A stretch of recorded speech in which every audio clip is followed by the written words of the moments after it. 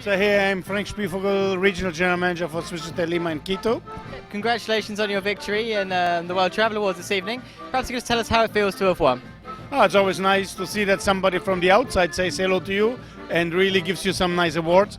Normally, as we always say to our own members, we work every day that our guests are happy, and it's nice to see their smile, but it's also nice that somebody gives you an award like what's happening right now to us. So it's great.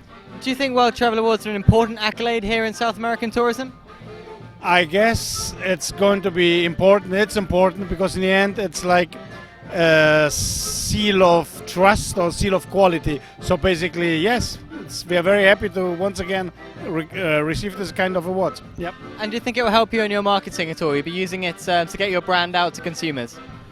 Of course we will use it, and combined with the normal efforts what we do to make our people happy, I guess it's one part of the chain which is really going to support our marketing efforts, for sure. Well, I'll let you get back to the fantastic party that's happening behind us, and congratulations once again. Thank you. Take care. Bye.